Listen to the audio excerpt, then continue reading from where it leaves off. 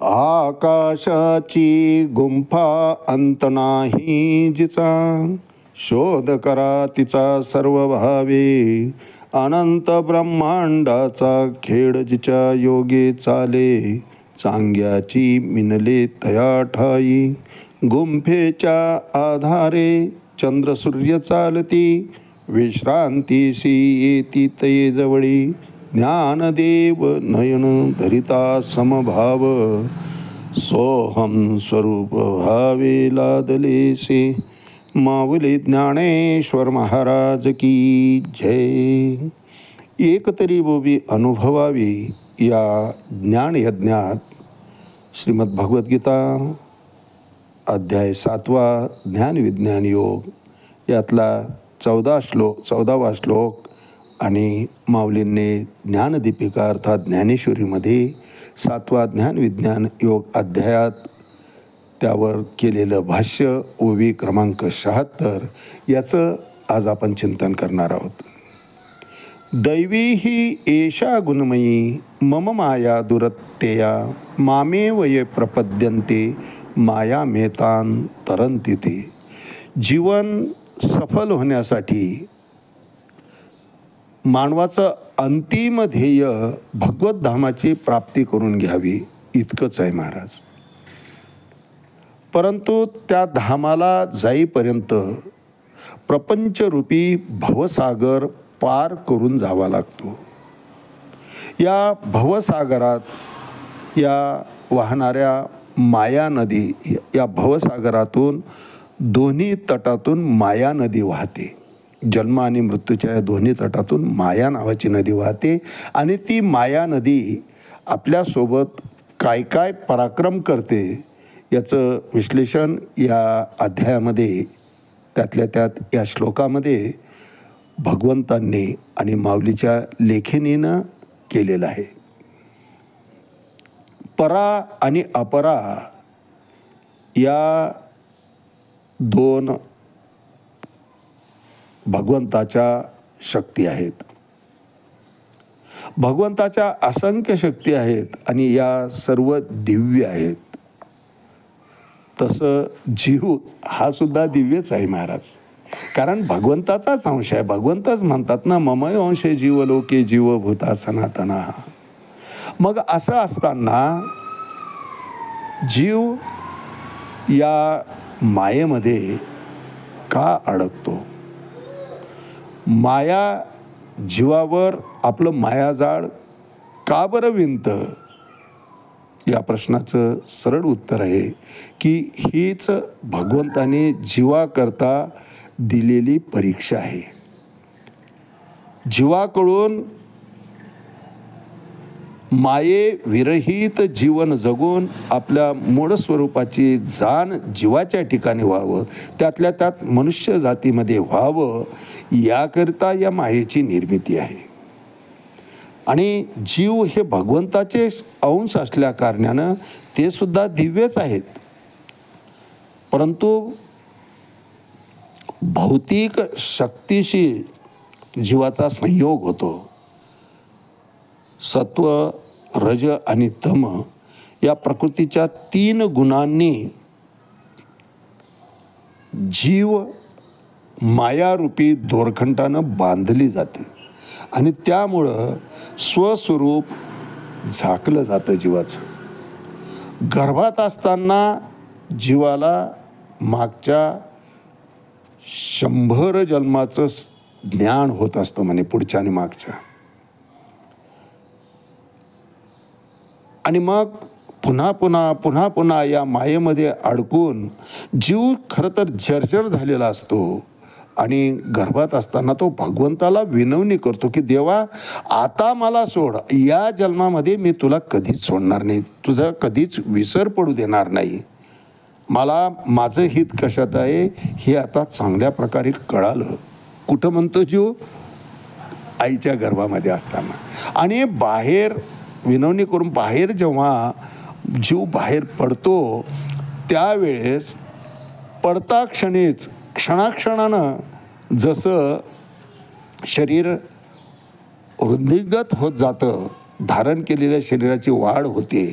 तसं तसं शरीर ही त्रिगुणातीत आहे. पंचमहाभूतापासूनच म्हणजे भगवंताच्या शक्तीपासूनच रचलेलं आहे. केवळ चैतन्याशी संपर्क आहे म्हणून ते चेतन अवस्थेला आहे असं भासतं आणि म्हणूनच त्याच्यात क्षणाक्षणाला बदल घडत असतात. परंतु हे बदल नेहमी मायेच्या दिशेनं घडतात. माया त्याच्यावर आपलं जाळं विणत राहतं आणि जीवाला हळूहळू हळूहळू जाणतं होईपर्यंत मूळ स्वरूपाचा पूर्णपणे विसर पडतो. आणि मूळ स्वरूपाचा विसर पडला की भगवंत स्वरूपाचं साहजिकच त्याला ज्ञान राहत नाही. याला कारण फक्त अज्ञान आहे. इति अज्ञान विमोहितः भगवंत 16व्या अध्यायात वर्णन करतात की हा सर्व खेळ केवळ अज्ञानामुळे होतो. त्या अज्ञानाचं आवरण निघून जाण्याकरता म्हणजेच मायेतून बाहेर येण्याकरता भगवंत या श्लोकामध्ये उपाय सांगतायत की मामेव ये प्रपद्यन्ते माया मेतांतरन्ति ते. जे मला सर्वार्थानं शरण आले अर्जुना ते मायेतून सहजपणे तरून जातात. या भवसागरातून सहजपणे तरून जातात. मायेतून ते बाहेर येतात.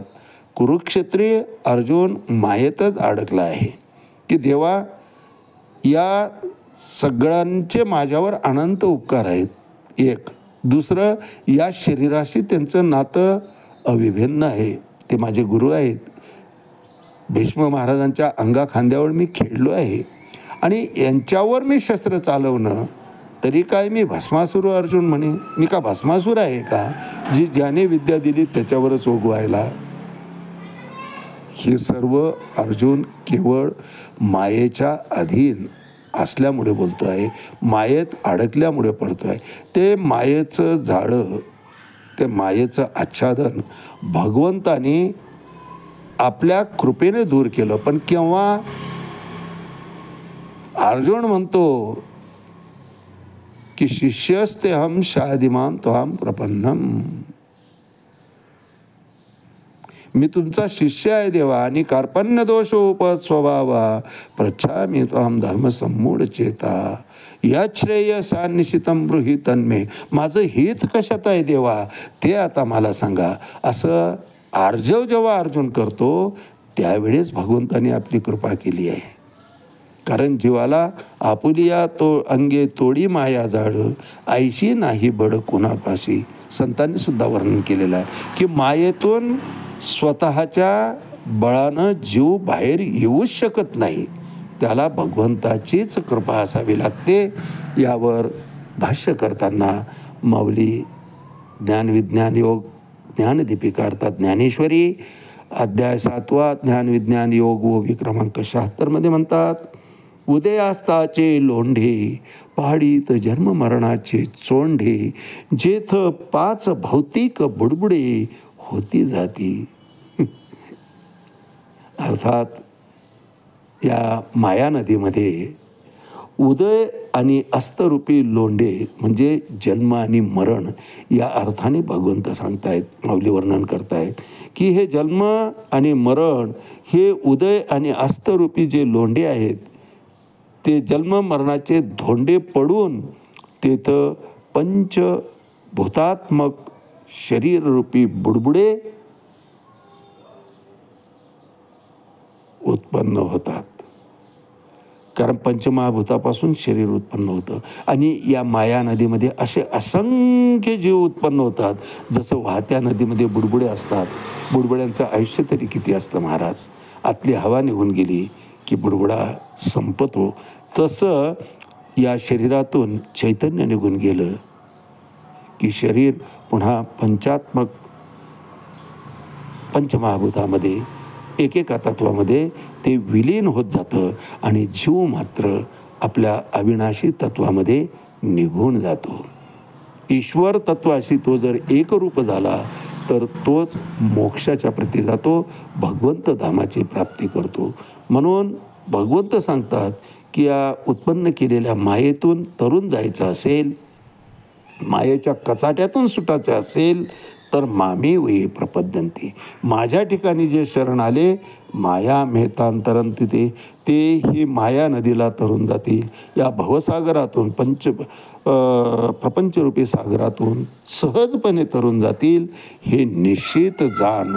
आणि माऊली आपल्या लेखणीतून तेच वर्णन करतायत. भगवंत अर्जुनाला सांगतात की उदयास्ताचे लोंढे पाडीत जन्ममरणाचे चोंडे जेथ 5 भौतिक बुडबुडे होती जाती. आज याच ठिकाणी थांबूया. रामकृष्ण हरी पुंडलिक वरदा हरी विठ्ठल श्री ज्ञानदेव तुकाराम पंढरीनाथ भगवान की जय. माऊली ज्ञानेश्वर महाराज की जय.